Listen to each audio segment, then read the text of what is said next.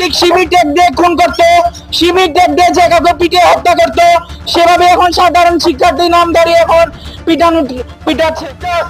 Justice justice justice justice we want justice. আমরা এই নিরাপদ বাংলাদেশের লক্ষ্যে আমরা আন্দোলন করেছিলাম। আমাদের আন্দোলন চলবে। আমার এই গণঅভ্যুত্থান কি কোনো কেনা জিনিস নাকি? এই গণঅভ্যুত্থান কারো পাবেন না, আমি স্পষ্টভাবে সবাইকে বলে দিতে চাচ্ছি। এই স্বাধীন দেশে এইভাবে নিরপরাধ কোনো মানুষকে বা তার যদি কোনো অপরাধ থাকে সেটা আইনি ভাবে এটার সমাধান হবে। এই বিচার বহির্ভূত কোনো হত্যাকাণ্ড কোনো স্বাধীন দেশের বৈশিষ্ট্য হতে পারে না। বন্ধুগণ, আপনারা জানেন ছাত্রলীগের এক ব্যক্তিকে জামিন করে বিচার বহির্ভূত ভাবে তাকে পিটানো হয়েছে, যেটার আমরা তীব্র থেকে তীব্রতর নিন্দা জানাচ্ছি। বন্ধুগণ,